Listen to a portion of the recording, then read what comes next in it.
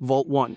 The Los Angeles Vault was one of Vault-Tec's early prototypes, built beneath the Los Angeles Cathedral. This vault might have been intended as a control vault, or just an early test run. But honestly, it doesn't matter what Vault-Tec planned because something way worse took over. The Master, that grotesque blob of flesh and malice from the first Fallout game, discovered this vault and turned it into his base of operations. He used the residents as test subjects for FEV transformation, basically turning them into super mutants against their will. The Vault Dweller eventually put an end to this nightmare by detonating a nuclear bomb inside the vault in 2162, killing the Master and proving that sometimes the only way to stop evil is with more explosives. But if you thought the Master's takeover was bad, Vault 3 shows what happens when good intentions meet pure evil in the wasteland. Vault 3. Located in the Mojave Wasteland, Vault 3 was actually one of the 17 legitimate control vaults, designed to genuinely protect its inhabitants without any twisted experiments. For over 2 centuries, it worked exactly as advertised, keeping its residents safe from the nuclear wasteland outside. The problem came in the 23rd century when a severe water leak forced the Vault Dwellers to open their doors to the outside world. These people had lived in safety for generations, completely naive about the brutal realities of post-war America. When the Fiends Raider gang discovered the open vault, they didn't see potential allies or trading partners. They saw easy targets. The Raiders systematically slaughtered the innocent Vault Dwellers and took over Vault 3 as their base, turning one of humanity's few success stories into a drug-fueled nightmare den. The irony is devastating. Vault 3 proved that Vault-Tec's technology could actually work when they weren't deliberately sabotaging it, but the post-war world was so hostile that even a functioning vault couldn't protect its residents from human cruelty. Speaking of vaults that actually worked as intended, Vault 8 became one of the Wasteland's greatest success stories. Vault 8? Vault 8 was another control vault, equipped with a Garden of Eden creation kit and designed to open after just 10 years in 2087. But here's where things get interesting. Due to a shipping error that sounds almost too convenient to be accidental, Vault 8 received all the water chips that were meant for Vault 13.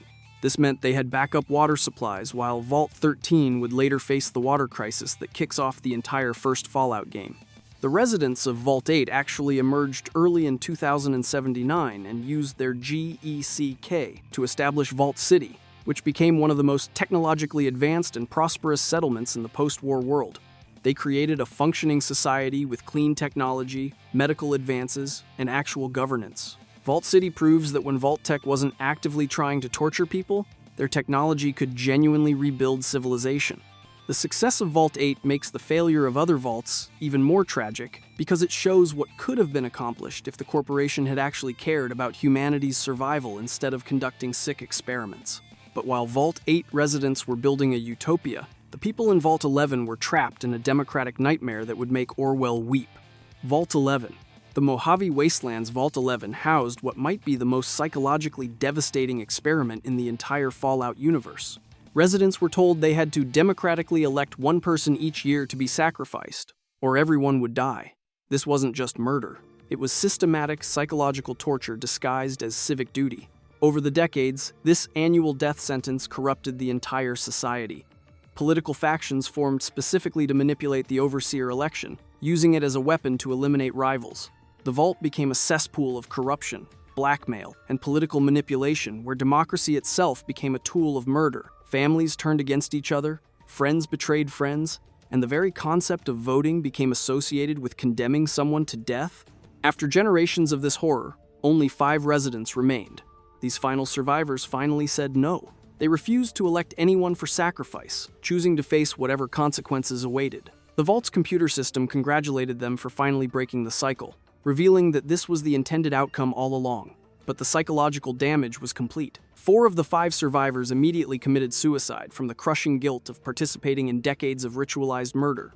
Vault 11 proves that Vault-Tec understood how to weaponize democracy itself, turning humanity's greatest political achievement into a tool for systematic psychological destruction. If Vault 11 shows how Vault-Tec corrupted democracy, Vault 12 demonstrates their willingness to deliberately expose people to radiation just to see what would happen. Vault 12. Built in Bakersfield, Vault 12 featured a deliberately faulty vault door that wouldn't seal properly, ensuring constant radiation exposure for its residents. This wasn't an accident or equipment failure. Vault-Tec specifically designed this vault to study the effects of radiation on human populations, basically using an entire community as lab rats. The radiation exposure transformed the residents into ghouls, those distinctive post-war humans with rotting skin but extended lifespans. Rather than dying from the radiation, they adapted in the most horrific way possible, becoming living testaments to human resilience and Vault-Tec's cruelty. These ghoul residents eventually founded the city of Necropolis above ground, creating one of the first major settlements in the post-war world. Ironically, Vault 12 became crucial to saving other Vault dwellers. The Vault dweller from Vault 13 discovered a replacement water chip here, making Necropolis essential to the first game's main quest. The ghouls of Necropolis prove that even Vault-Tec's most callous experiments couldn't completely destroy human dignity and community. The connection to Vault 13 isn't coincidental, because that vault was designed for an experiment almost as cruel as deliberate radiation exposure. Vault 13. Every Fallout fan knows Vault 13 as the player's home vault in the first game, but its true purpose was testing prolonged isolation. This vault was designed to remain sealed for 200 years, studying how complete isolation from the outside world would affect human psychology and social development. The residents had no idea they were test subjects in a psychological experiment spanning multiple generations. The water chip malfunction that forces the Vault dweller to leave wasn't part of the original experiment, but it created the perfect opportunity to study what happens when someone from a completely isolated society encounters the post-war world for the first time. The Vault dweller's journey across the wasteland was essentially Vault-Tec's experiment continuing in the wild. Later, the Enclave invaded Vault 13 and killed most of the remaining residents for FEV experiments, proving that even the government Vault-Tec worked with saw Vault dwellers as expendable test subjects. The New California Republic eventually took control of the Vault, but by then, the original community was essentially extinct. Vault 13's story spans the entire series, showing how Vault-Tec's experiments had consequences that lasted for generations. While Vault 13 tested isolation, Vault 15 experimented with the opposite problem by cramming together people who fundamentally disagreed about everything. Vault 15. Vault-Tec deliberately populated Vault 15 with people holding radically different political ideologies and cultural backgrounds, then watched to see how they'd interact in confined spaces. This wasn't about studying cooperation or conflict resolution. This was about deliberately creating social tension to observe how different groups would fragment under pressure. Predictably, the residents eventually split into factions based on their conflicting beliefs. But here's what makes this experiment particularly significant. Those factions didn't just argue themselves to death. Some residents left to found Shady Sands, which eventually became the New California Republic, one of the most important political entities in the Fallout universe. Other groups became raider gangs like the Khans, showing how the same vault could produce both civilization builders and wasteland destroyers. Vault 15 basically demonstrates that Vault-Tec accidentally created a microcosm of post-war America, where ideological differences would shape the entire political landscape for centuries. The NCR's democratic values and the Khans' anarchistic raiding culture both trace back to people who lived in the same underground bunker, proving that environment matters less than ideology when rebuilding civilization. But if forcing different groups together created political chaos, Vault 19 shows what happens when you make those same groups paranoid about each other. Vault 19. The Mojave Wastelands Vault 19 featured a unique design with two overseers governing separate red and blue sectors within the same vault. But this wasn't about redundancy or administrative efficiency. This was about inducing paranoia through psychological manipulation, using subliminal messaging, fake medical records, strange noises, and flickering lights to make each sector suspect the other of sabotage. The experiment worked exactly as designed. Both factions developed severe paranoia about their neighbors, constantly suspecting sabotage and conspiracy. Residents lived in constant fear and suspicion, never able to trust the people living just down the hallway. The psychological stress was so intense that the vault was eventually abandoned, possibly due to sulfur gas from nearby caves, but more likely because the paranoia became completely unbearable. Vault 19 proves that Vault-Tec understood how to weaponize architecture itself, using physical design and environmental manipulation to create mental illness. The two overseer system shows how authority figures can be used to legitimize completely irrational fears, turning leadership into a tool for psychological torture. After all that paranoia and conflict, Vault 21 seems almost refreshingly wholesome in its approach to human nature. Vault 21. Built under pre-war Las Vegas, Vault 21 created a society where every dispute and decision was settled through gambling. This wasn't about studying addiction or financial irresponsibility. This was about creating what Vault-Tec called perfect equilibrium, by making chance the ultimate arbiter of all social interactions. For over 200 years, this system actually worked. Residents lived in harmony because no one could blame anyone else for the outcomes of pure chance. Conflicts were resolved through card games, dice rolls, and other games of chance, creating a society where luck determined everything from daily chores to major policy decisions. It was probably the most peaceful vault experiment in the entire series. The experiment only ended when Mr. House, who understood the power of gambling better than anyone, won control of the vault through its own systems. He filled most of the vault with concrete and converted the top level into a hotel and casino, essentially absorbing Vault 21 into his New Vegas empire. In a way, this was the perfect ending for a vault based on gambling, because House played the ultimate game and won everything. Vault 21 shows that not all of Vault-Tec's experiments were designed to cause suffering. Some were genuinely trying to find new ways to organize human society, even if the methods were completely bizarre. But while Vault 21's residents were peacefully gambling their way through the apocalypse, the scientists in Vault 22 were creating a biological nightmare that would contaminate an entire region. Vault 22. Populated by scientists researching plant growth and pest control, Vault 22 initially seemed like one of the more beneficial experiments. The vault was equipped for agricultural research, and the scientists were working on legitimate projects to improve food production and pest management. This actually sounded like something that could help rebuild the world. The experiment went catastrophically wrong when the scientists began working with Beauveria mordicana fungus for pest control.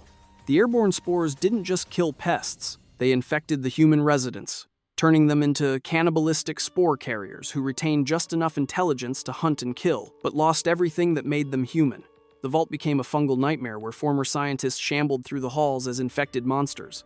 Some survivors managed to flee to Zion Canyon, but the fungal infection followed them. These refugees eventually died, but not before spreading the contamination that would affect the entire region. Vault 22 proves that even well-intentioned scientific research becomes horrific when conducted in Vault-Tec facilities, because the corporation never implemented proper safety protocols. They were more interested in observing what happened than preventing disasters. The biological contamination from Vault 22 shows how Vault-Tec's experiments didn't just affect Vault residents. They created lasting environmental damage that would plague the wasteland for centuries. Speaking of environmental damage, Vault 27 was designed to create a completely different kind of disaster through simple overcrowding. Vault 27. This vault was deliberately designed to house 2 people in space meant for 1 0. Testing the effects of extreme overpopulation on human psychology and social structures. Vault-Tec wanted to see how people would react when they literally couldn't escape from each other, when privacy became impossible, and when basic resources had to be shared among twice as many people as the space could reasonably support. Unfortunately, Vault 27 is only mentioned in the Fallout Bible and never appeared in any actual games, so we don't know exactly what happened inside. But honestly, you don't need much imagination to picture the results. Extreme overcrowding would create competition for basic necessities, eliminate personal space, and probably lead to violence, disease, and psychological breakdown. The fact that this vault was planned shows how thoroughly Vault-Tec understood human nature's darker aspects. Vault 27 represents one of the most straightforward experiments in the entire program, because it didn't require complex technology or elaborate psychological manipulation. It just required cramming too many people into too small a space and watching them destroy each other. But while Vault 27 tested overcrowding, the interconnected vault system featured in the Fallout TV series shows how Vault-Tec could coordinate multiple experiments simultaneously. Vault 31, 32, and 33. The Fallout television series introduced a connected vault system that reveals new depths to Vault-Tec's planning and cruelty. Vault 31 housed Vault-Tec management and cryogenic storage, essentially preserving the corporation's leadership while the rest of humanity suffered through their experiments. Meanwhile, Vaults 32 and 33 served as breeding and population control experiments, designed to create manageable human communities under corporate oversight. This system shows that Vault-Tec wasn't just conducting random experiments. They were creating a comprehensive plan for post-war society, with themselves as the permanent ruling class. Vault 31's management could wake up periodically to check on their experiments, then return to cryogenic sleep while generations of test subjects lived and died under their control. Vault 32 suffered a catastrophic failure that wiped out its population, while Vault 33 serves as the main setting for the TV series, where protagonist Lucy eventually emerges to discover the truth about the surface world.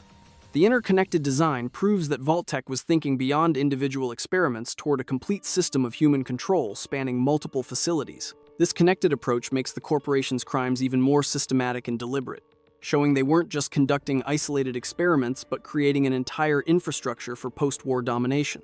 But while the TV series vaults represent corporate control, Vault 34 shows what happens when you give people too much access to weapons and too little space to use them safely. Vault 34. Deliberately overstocked with weapons and ammunition while providing limited living space, Vault 34 was designed to test how a heavily armed population would react to overcrowding. Vault-Tec basically created a powder keg by combining two elements guaranteed to create violence: too many people and too many guns. The experiment worked exactly as you'd expect.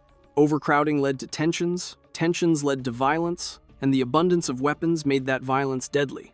When the Overseer tried to lock down the armory to prevent further bloodshed, a faction calling themselves the Boomers decided they'd had enough and left the vault entirely. These Boomers eventually settled at Nellis Air Force Base, where they became the explosives-obsessed faction you can encounter in Fallout New Vegas. The fighting over weapons access damaged the vault's reactor, irradiating the remaining residents and turning them into ghouls. So, Vault 34 managed to create both external and internal disasters.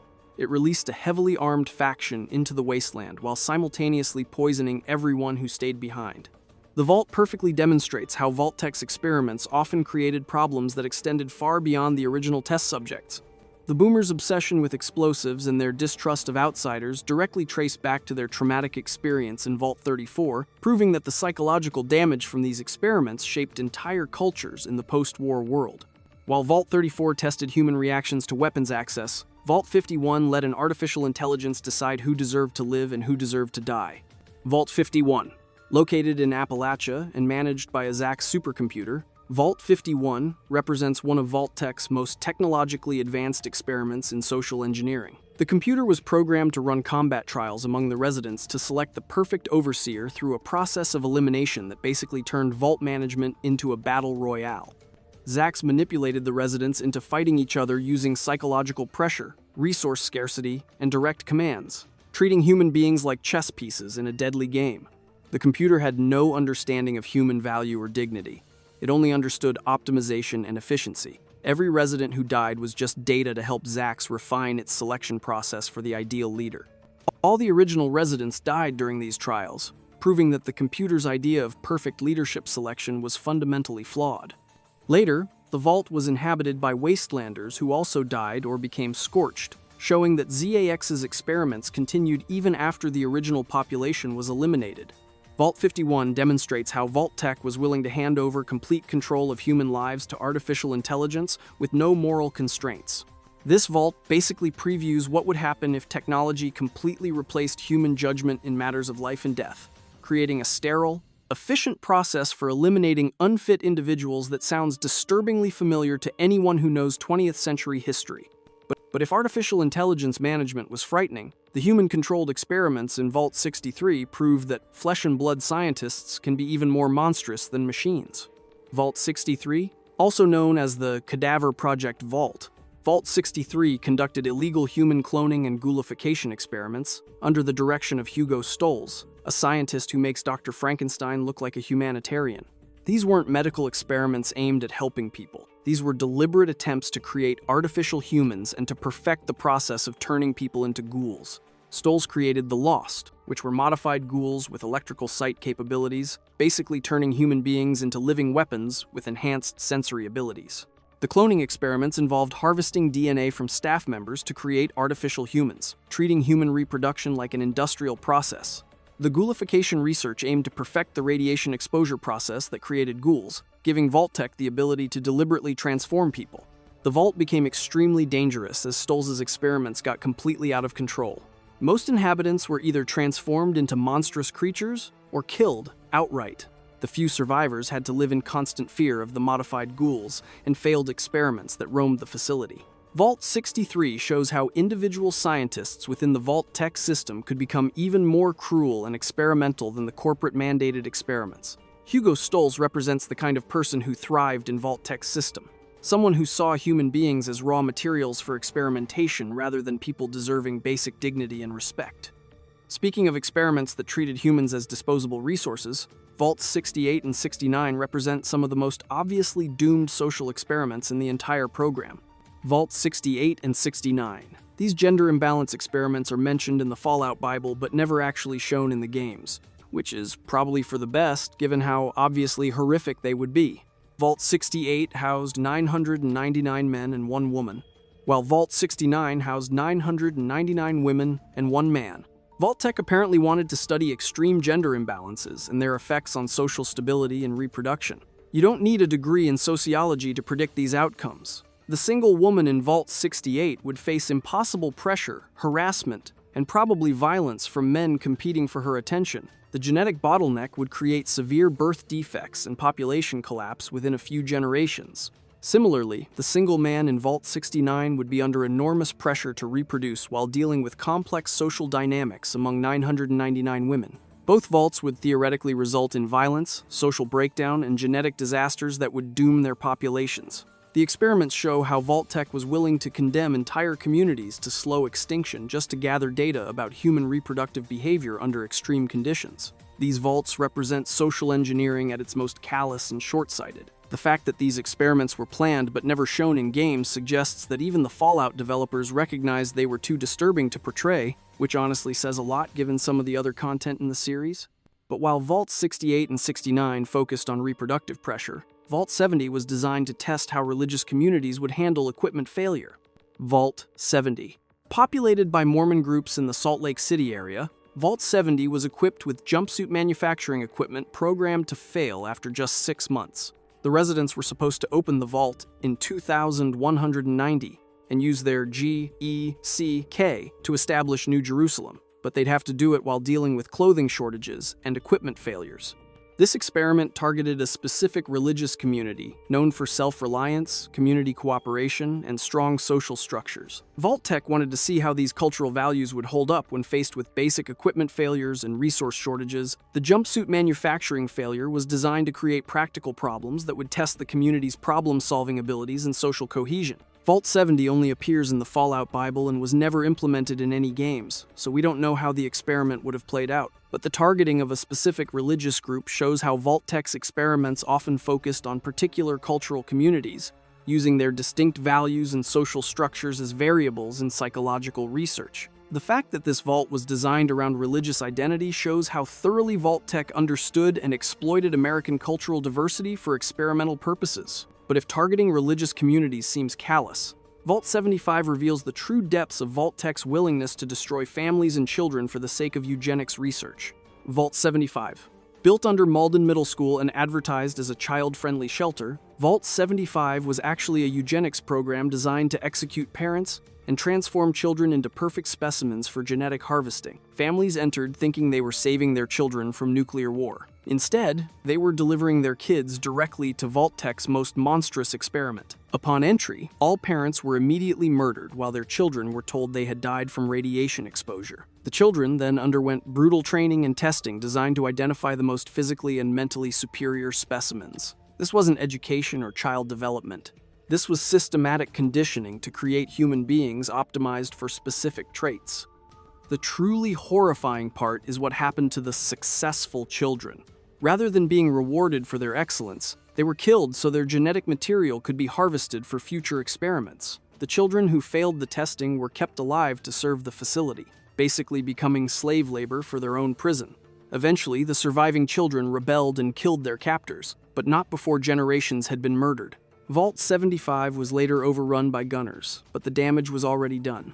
This vault represents the absolute nadir of Vault-Tec's crimes, because it specifically targeted families and children with deliberate deception, then systematically murdered parents and tortured children in the name of genetic optimization. The fact that this vault was built under a school shows how completely Vault-Tec was willing to pervert symbols of childhood and education for the most evil purposes imaginable.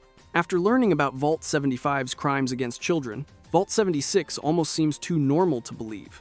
Vault 76. One of the 17 control vaults, Vault 76 was designed to celebrate America's tricentennial while testing the effects of isolation on competitive personalities. This vault actually functioned as advertised, keeping its residents safe for exactly 25 years before opening as scheduled in 2102. The residents then emerged to reclaim Appalachia after the Scorched Plague had ended. Vault 76 serves as the player's starting point in Fallout 76. And it's refreshing to finally encounter a vault that didn't involve torture, murder, or psychological manipulation. The experiment focused on studying competitive people under isolation, but this was genuine research rather than deliberate cruelty. The residents were actually volunteers who knew they'd be opening the vault and rebuilding America. The vault's success makes all the other experiments even more tragic, because it proves that Vault-Tec could have built 122 legitimate shelters if they had actually cared about humanity's survival. Instead, they built 121 laboratories of horror and 17 actual shelters, condemning thousands of people to death and suffering for research that ultimately served the Enclave's goal of abandoning Earth entirely. Vault 76 represents what the Vault program could have been if it had actually been designed to preserve and rebuild human civilization rather than exploiting it for data. But while Vault 76 residents were rebuilding America, the people in Vault 79 were sitting on enough wealth to fund entire nations. Vault 79, secretly containing the United States gold reserves transferred from Fort Knox, Vault 79 wasn't really about protecting people. It was about protecting America's wealth for whoever would control the post-war government. This vault basically served as an underground Fort Knox, ensuring that the nation's gold would survive nuclear war even if the nation itself didn't. The gold reserves created constant power struggles among the vault residents, because everyone understood they were sitting on unimaginable wealth while the outside world struggled with bottle caps as currency. The presence of so much valuable material turned the vault into a pressure cooker of greed and political maneuvering, with different factions fighting for control of resources that could reshape the entire wasteland economy. In Fallout 76, players eventually gain access to Vault 79 and must decide how to distribute the gold reserves among various factions, essentially determining the economic future of Appalachia. The Vault shows how Vault-Tec was planning for post-war economic control as much as social control, ensuring that whoever inherited their legacy would have the financial resources to dominate rebuilt civilization. Vault 79 proves that Vault-Tec wasn't just conducting experiments for scientific knowledge. They were positioning themselves to control every aspect of post-war society, from social structures to economic systems. But while Vault 79 hoarded wealth, Vault 81 was supposed to be conducting medical research that could actually help people.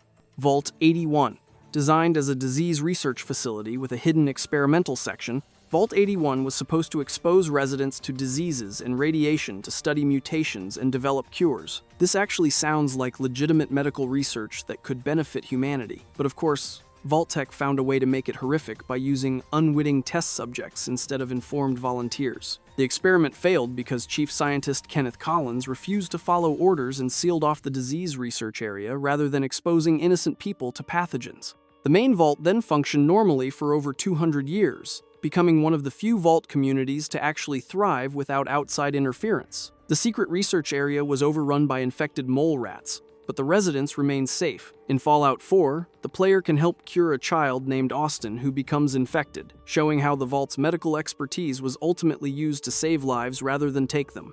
The vault's doctor, Olivet, represents what Vault-Tec scientists could have accomplished if they had been allowed to follow ethical medical practices instead of corporate mandates for human experimentation. Vault 81 demonstrates that individual conscience could sometimes overcome institutional evil, because one scientist's refusal to conduct unethical experiments saved an entire community from decades of medical torture. But while Vault 81's scientists prevented disease experiments, the researchers in Vault 87 enthusiastically embraced biological warfare research with results that would terrorize the wasteland for centuries. Vault 87. Created through a partnership between Vault-Tec and the US military, Vault 87 was designed to test the forced evolutionary virus on human subjects to create super soldiers. This wasn't a civilian experiment that got out of hand. This was deliberate collaboration between corporate and military interests to develop biological weapons using unwilling human test subjects. The FEV experiments created numerous super mutants through forced viral infection, turning normal people into massive, often sterile creatures with enhanced strength but diminished intelligence. The transformation process was agonizing and irreversible, essentially murdering the person while keeping their body alive as a weapon. Most super mutants retained enough memory to know they had been human, making their existence a form of living hell. Eventually, the super mutants overpowered their creators, killed the scientists, and took over the vault completely. They turned Vault 87 into a super mutant factory, kidnapping wastelanders and forcing them through FEV transformation to create more of their kind. The vault became a source of ongoing terror for the capital wasteland, because the super mutants had to constantly capture new victims to maintain their population. Vault 87 shows how Vault-Tec's experiments didn't just harm their original test subjects. They created ongoing threats that would plague the wasteland for generations, as super mutants continued the cycle of kidnapping and transformation that their creators had started. The Vault also reveals how eagerly the US military collaborated with Vault-Tec's human experimentation, proving that the corporation's crimes had full government backing and support. Speaking of government collaboration, Vault 88 gave Vault-Tec the opportunity to test prototype technologies before rolling them out to other facilities. Vault 88. Located at Quincy Quarries, Vault 88 served as a testing facility for prototype devices and technologies that would later be distributed to other vaults. This was basically Vault-Tec's research and development laboratory, where they could experiment with new forms of psychological manipulation and social control before implementing them on a larger scale. Construction was never completed when the bombs fell, leaving Vault 88 as an unfinished facility filled with experimental equipment. In Fallout 4's Vault-Tec Workshop DLC, the player can actually complete the vault and conduct experiments on settlers, essentially becoming a Vault-Tec overseer and experiencing the experiment design process firsthand. The DLC allows players to build devices that can manipulate settler happiness, health, and behavior through various forms of psychological conditioning. You can create exercise bikes that drug riders, slot machines that condition gambling behavior, and other devices that would fit perfectly into Vault-Tec's catalog of human manipulation tools. Vault 88 is unique because it lets players experience the moral choices that Vault-Tec scientists faced every day. You can choose to use the experimental equipment ethically to actually help your settlers, or you can embrace the corporation's legacy and conduct psychological experiments on unwilling subjects. The DLC basically asks whether you'd become complicit in Vault-Tec's crimes if given the opportunity. But while Vault 88 let scientists test new torture devices, Vault 92 used one of humanity's most beautiful achievements as a weapon against the human mind. Vault 92. Populated by talented musicians supposedly selected for artistic preservation, Vault 92 used subliminal white noise messages hidden in musical performances to create mind-controlled super soldiers. The Vault perverted music itself, turning artistic expression into a tool for psychological warfare and mental manipulation. The white noise programming was designed to override conscious thought and replace it with military conditioning, essentially turning artists into programmed killers. But the human mind isn't a computer, and the subliminal messages had catastrophic unintended effects. Instead of creating obedient soldiers, the white noise drove residents violently insane, causing them to attack each other in fits of uncontrollable rage. Professor Malleus discovered the truth about the experiment and tried to warn people, but he was likely killed for attempting to expose the program. The Vault descended into chaos as musicians tore each other apart, their minds shattered by the very art they had devoted their lives to creating. The facility eventually flooded and was abandoned, leaving behind recordings that still contain traces of the mind-altering frequencies. Vault 92 represents one of Vault-Tec's most cynical experiments, because it specifically targeted people with artistic talent and sensitivity, then used their greatest passion as a weapon against them. The Vault shows how completely the corporation was willing to corrupt human culture and creativity for military purposes. But while Vault 92 corrupted artistic expression, Vault 94 shows what happens when people with genuinely good intentions try to use Vault-Tec technology. Vault 94. Populated by a pacifist community and equipped with a Garden of Eden creation kit, Vault 94 was actually designed to test whether peaceful people could successfully use GECK technology for environmental restoration. This experiment started with genuinely good intentions and actually succeeded for years, with the pacifist residents creating thriving agricultural systems and environmental restoration projects. The disaster came from outside when a delegation visiting the Vault accidentally detonated the GECK with a minigun. This wasn't sabotage or deliberate destruction. It was a tragic accident that shows how dangerous Vault-Tec's technology could be, even when used by well-meaning people. The GECK explosion caused massive radiation exposure and triggered a strangler vine outbreak that created the entire Mire region. Vault 94 proves that even when Vault-Tec technology worked as intended and was operated by people with the best possible intentions, it could still create environmental disasters that would last for centuries. The pacifist community's success at agriculture and environmental restoration makes their accidental destruction even more tragic, because they represented one of the few genuinely positive uses of Vault technology. The creation of the Mire shows how Vault-Tec's technology was inherently unstable and dangerous, capable of causing massive environmental damage even when operated by experts with peaceful intentions. Speaking of people with good intentions facing technological disasters, Vault 95 shows how Vault-Tec could corrupt even successful recovery programs. Vault 95. Designed as a rehabilitation center for chem addicts, Vault 95 actually succeeded in its stated purpose for 5 years. Residents overcame their addictions, built a supportive community, and created a functioning society based on mutual aid and recovery principles. This was one of the few Vault-Tec experiments that actually helped people instead of harming them. But the success was all part of a larger, more cruel experiment. After 5 years of sobriety, a Vault-Tec plant revealed a hidden drug stash that had been concealed in the vault all along. This deliberate reintroduction of drugs after years of recovery was designed to test whether rehabilitation could withstand temptation. But it was really just psychological torture disguised as research. The mass relapse that followed was swift and devastating. Residents who had fought for years to overcome their addictions were suddenly faced with unlimited access to the substances that had nearly destroyed their lives. Violence erupted as people fought over drugs, overdoses killed community members, and the supportive society collapsed into chaos. Everyone died, and the vault was later overrun by gunners. Vault 95 represents one of Vault-Tec's most psychologically cruel experiments because it gave people hope and community before deliberately destroying both. The corporation proved they understood exactly how to maximize psychological damage by first allowing success and then engineering failure. But while Vault 95 corrupted human recovery efforts, Vault 96 focused on preserving animal life for future environmental restoration. Vault 96. Designed as a cryogenic storage facility for animal preservation, Vault 96 actually served a legitimate purpose by storing animal embryos and specimens for ecosystem restoration after nuclear war. This vault represents one of the few Vault-Tec projects that could have genuinely helped rebuild the world by preserving biodiversity for future generations. The cryogenic storage system successfully preserved various creatures in suspended animation, maintaining genetic diversity that would be crucial for environmental restoration.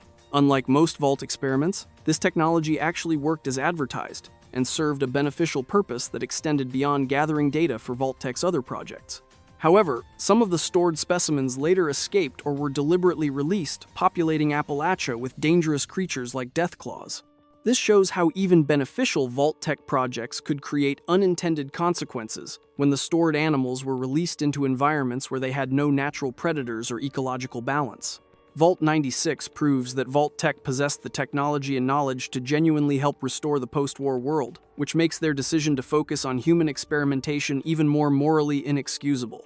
They could have built 122 vaults dedicated to preserving human knowledge, culture, and biodiversity, but instead chose to conduct psychological torture experiments. But while Vault 96 preserved life for the future, Vault 101 was designed to trap people in the past forever. Vault 101. Every Fallout 3 player knows Vault 101 as their character's home, but the vault's true purpose was testing the role of an overseer when the vault was never supposed to open. This experiment studied permanent isolation effects by telling residents they could never leave, creating a society that would exist in perpetual underground confinement spanning multiple generations. Despite the mandate to never open, Vault 101 was actually breached multiple times throughout its history. James and the future lone wanderer arrived from outside, proving that the vault's isolation was never absolute. When the player character finally leaves to search for their father, it triggers internal conflict about whether the vault should open to the wasteland or maintain its isolation. The experiment basically studied what happens to human psychology when people believe they have no choice and no future beyond their current circumstances. The vault's society became authoritarian and rigid, with the overseer maintaining control through the promise of security and the threat of exile. Any questioning of authority was treated as a threat to everyone's survival. Vault 101's story shows how isolation can be used as a form of social control, because people will accept almost any authority if they believe it's necessary for their survival. The Vault demonstrates how Vault-Tec could use fear of the outside world to create completely compliant populations who would never question their leadership. But if permanent isolation created compliant populations, Vault 106 shows what happens when you destroy people's ability to distinguish reality from hallucination. Vault 106. Starting just 10 days after sealing, Vault 106 pumped hallucinogenic drugs through its air filtration system, exposing residents to constant psychoactive substances that would gradually destroy their sanity. This wasn't medical research or recreational drug use. This was deliberate chemical warfare against the Vault's own population.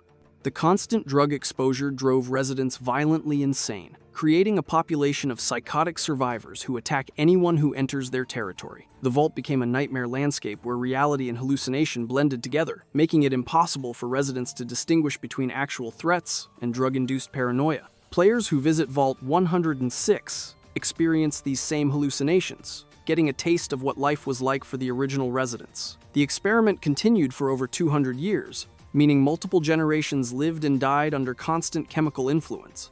Children born in the vault never experienced normal consciousness, growing up in a world where hallucinations were normal and reality was uncertain. The psychological damage was so complete that the surviving residents became essentially feral, retaining just enough intelligence to be dangerous but losing everything that made them human. Vault 106 shows how Vault-Tec could use environmental manipulation to destroy human consciousness itself, proving that they were willing to sacrifice sanity, identity, and basic humanity for research data. But while Vault 106 destroyed individual identity through drugs, Vault 108 eliminated individuality through mass cloning. Vault 108, designed as a human cloning experiment, Vault 108 repeatedly cloned a human subject named Gary while engineering power system failures to create environmental stress. The experiment was supposed to study whether cloned humans could maintain stable personalities and social structures, but it quickly devolved into something far more horrific. The Vault created 54 Gary clones, with each successive generation becoming more aggressive and unstable than the last. The clones retained the original Gary's memories and basic personality, but the cloning process introduced psychological deterioration that compounded with each iteration. The early clones might have seemed relatively normal, but the later ones were violent and barely functional. Eventually, the Gary clones broke containment and killed all the staff and original residents, leaving only hostile clones who attack anyone who enters their territory. The clones can only say Gary, having lost most language abilities while retaining enough intelligence to coordinate attacks and use weapons. Vault 108 became a nightmare of mass-produced violence where dozens of identical killers roam the halls. The Vault shows how Vault-Tec's cloning technology could create armies of identical soldiers, but it also demonstrates the psychological instability that would make such armies unreliable and dangerous even to their creators. The experiment basically created a preview of what mass human cloning would look like if implemented without proper safeguards or ethical constraints. But while Vault 108 created multiple copies of the same person, Vault 111 focused on preserving single individuals across impossible spans of time. Vault 111. Every Fallout 4 player starts their journey in Vault 111, but most don't realize they were unwitting test subjects in a cryogenic freezing experiment. Residents were told they were entering a normal vault for protection, but they were actually being tested for long-term effects of cryogenic preservation on human physiology and psychology. The experiment was supposed to last indefinitely, with residents remaining frozen while Vault-Tec studied the effects of extremely long-term suspended animation. But staff conflict erupted just 180 days after sealing, killing, or driving away all personnel and leaving the residents frozen without oversight for 210 years.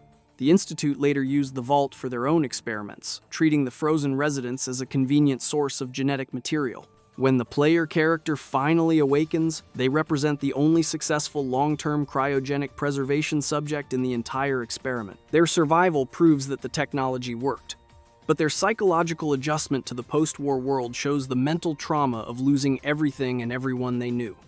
The player character's quest to find their kidnapped son becomes a study in how someone would cope with complete temporal displacement.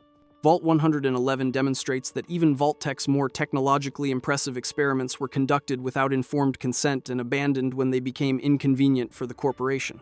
The Vault shows how human beings were treated as disposable test subjects, even in experiments that could have genuinely benefited humanity. Speaking of experiments that could have benefited humanity, Vault 112 took the promise of virtual reality and turned it into a tool for psychological torture. Vault 112. Under the control of Dr. Stanislaus Braun, Vault 112 trapped residents in virtual reality simulations where they could be tortured, killed, and resurrected indefinitely for the amusement of a sadistic scientist. The Tranquility Lane simulation appeared to be a peaceful 1950s suburban neighborhood, but it was actually a prison where Braun could play God with human consciousness. For over 200 years, Braun repeatedly tortured the residents for entertainment, wiping their memories between sessions and killing them virtually before bringing them back to life. The residents experienced real pain and genuine psychological trauma, but they could never escape or even remember their previous suffering. It was psychological torture designed to be infinitely renewable. The simulation allowed Braun to experiment with human psychology without physical limitations, testing how people would react to impossible situations, moral dilemmas, and direct mental manipulation. He could force residents to commit acts they would never consider in real life, then study their psychological responses to trauma and guilt. The virtual environment made every form of psychological experiment possible, without destroying the test subjects. Vault 112 represents the ultimate expression of Vault-Tec's goals: complete control over human consciousness with the ability to conduct unlimited experiments without consequences for the researchers. The Vault shows what would happen if science completely abandoned ethical constraints and treated human beings as nothing more than data sources. But while Vault 112 trapped people in virtual nightmares, Vault 114 was designed to create real world-class conflict through deliberate social engineering. Vault 114. Built beneath Park Street Station to house wealthy Boston elite in deliberately poor conditions under incompetent, paranoid leadership, Vault 114 was designed to test how entitled wealthy people would react to poverty and bad governance. The experiment would have forced rich people to live in deliberately substandard conditions, while being ruled by someone specifically chosen for incompetence. The vault was never completed before the bombs fell, so the experiment never took place. The unfinished facility was later used as a base by criminals, and Detective Nick Valentine was found imprisoned there during Fallout 4. The incomplete construction means we'll never know exactly how the class warfare experiment would have played out. But the design documents show that Vault-Tec understood class dynamics well enough to deliberately engineer conflict between social groups. The experiment would have studied whether wealthy people could adapt to poverty, or whether their privileged backgrounds would make them incapable of surviving in harsh conditions. It was basically social Darwinism disguised as research. The fact that this vault was planned shows how thoroughly Vault-Tec understood and was willing to exploit American social tensions for experimental purposes. They recognized that class conflict was a reliable source of human suffering that could be weaponized for research. But while Vault 114 focused on economic class differences, Vault 118 extended that concept by forcing the ultra-wealthy to live as immortal robot brains. Vault 118, designed as a two-wing facility for testing social interactions between ultra-wealthy and working-class residents, Vault 118 was supposed to study class conflict in confined conditions. But funding issues meant only the luxury wing was completed, leaving the working-class wing unbuilt and stranding the wealthy residents without their intended social counterparts. Rather than abandon the experiment, the wealthy residents chose to become robo-brains to survive indefinitely in their luxury accommodations. They voluntarily transferred their consciousness into robotic bodies, essentially choosing immortality over death but trapping themselves in mechanical forms. The Overseer was left to manage immortal robot aristocrats without any working-class residents to provide the intended social conflict. The Vault basically became a twisted version of class privilege, where the wealthy achieved literal immortality while the poor were simply excluded from the experiment entirely. The RoboBrain residents retained their personalities, memories, and social attitudes, but they were stuck in mechanical bodies and confined to their luxury prison forever. Vault 118 shows how Vault-Tec's experiments could create unintended consequences that lasted for centuries, because the RoboBrain residents couldn't die and couldn't leave. The Vault demonstrates how technology intended to preserve human life could become a form of eternal imprisonment when combined with social inequality. But while Vault 118 accidentally created immortal prisoners, Vault 120 represents the kind of ambitious experimental design that never made it into the actual games. Vault 120? This underwater vault in Massachusetts Bay was planned to feature a giant squid overseer and would have included submarine travel, underwater exploration, and Bioshock-inspired themes with aquatic creatures. The vault was cut from Fallout 4 during development, so it never appeared in the final game and we don't know what the experiment would have involved. The concept art and design documents suggest an underwater facility that would have tested human adaptation to aquatic environments, possibly studying whether people could develop new survival skills in completely alien surroundings. The giant squid overseer implies that the experiment would have involved non-human intelligence or genetic manipulation to create aquatic adaptations. Vault 120 represents the kind of creative experimental design that Vault-Tec might have implemented if they had unlimited resources and complete disregard for human safety. An underwater vault would be incredibly dangerous and difficult to escape, making it perfect for experiments that required complete isolation from the surface world. The fact that this vault was designed but never implemented shows how many horrific experiments Vault-Tec might have conducted if they had more time, resources, and development budget. The cut content suggests that the corporation's imagination for human experimentation was essentially unlimited. Looking at every vault across the entire Fallout series reveals the true scope of Vault-Tec's crimes against humanity. These weren't shelters that failed due to technical problems or resource shortages. They were deliberately designed laboratories where human beings were tortured, murdered, and experimented on for data that would ultimately serve the Enclave's plan to abandon Earth entirely. Only 17 of the 122 vaults were genuine shelters, meaning Vault-Tec condemned over 100,000 people to death and suffering while pretending to save them. The vaults show how completely institutional evil can corrupt even the most basic human needs for safety and community. Vault-Tec used people's natural desire to protect their families as a weapon against them, turning parental love into a delivery mechanism for children to experimental facilities. They exploited American cultural values like democracy, competition, and self-reliance as tools for psychological manipulation and social control. Most horrifically, the vaults prove that the technology existed to actually save humanity and rebuild civilization. Vault 8, Vault 76, and other control vaults show that the shelters could have worked if Vault-Tec had actually wanted to preserve human life rather than exploit it. The corporation had the resources, knowledge, and capability to create 122 genuine havens for rebuilding society, but they chose to build 105 torture chambers instead. If you enjoyed this video and want to see every vault experiment in Fallout explained in XY minutes, click the video on screen.